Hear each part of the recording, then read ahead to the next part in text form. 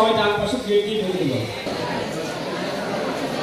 এই পর্যায়ে প্রধানমন্ত্রী মহোদয়কে পিপল সোসাইটির অন্যতম উদ্যোক্তা এবং শিক্ষার্থীদের মাঝ থেকে শুভেচ্ছা বক্তব্য এবং নিজের অনুভূতি প্রকাশ করতে পেরে সংবর্ধনা অনুষ্ঠানে সম্মানিত প্রধান অতিথি, বিশেষ অতিথিবৃন্দ ও অভিভাবকবৃন্দ শুধু আমার নয়, কোনো না কোনোভাবে এমনভাবে সম্মানিত করবে।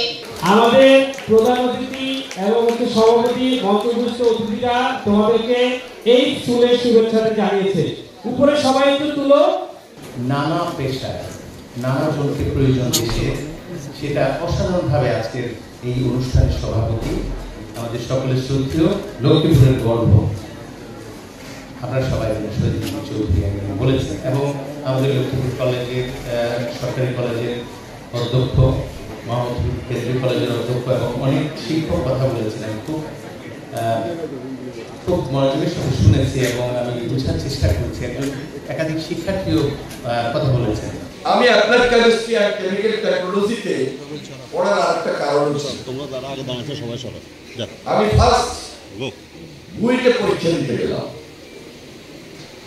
বুয়েটে পরীক্ষা দিয়ে আমার খুব ধারণা ছিল যে আমি বুয়েটে এক ক্লাসে টিকে যাব, কিন্তু বুয়েটে আমার টিকা হলো না।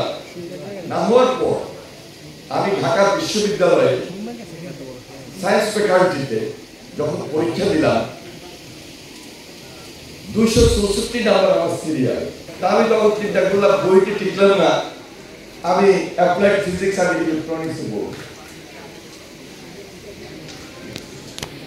পরবর্তীতে দেখলাম যে না, অ্যাপ্লাইড ফিজিক্সটাও আমরা 100-150-এর মধ্যে থাকতে, সেটা আমি পাইনি। আমি বায়োকেমিস্ট্রি পেলাম। বায়োকেমিস্ট্রি পাওয়ার পর আমি চিন্তা করলাম যে না, বায়োকেমিস্ট্রি পড়বো না, এটা মেডিকেল আইটেম, এটার মধ্যে ফার্মেসি রিলেটেড, এই যে ল্যাবরেটরিতে বসে বসে থাকতে হবে। ঢাকা ইউনিভার্সিটিতে তখন applied chemistry and chemical technology first এই অনার্স ওপেন হয়।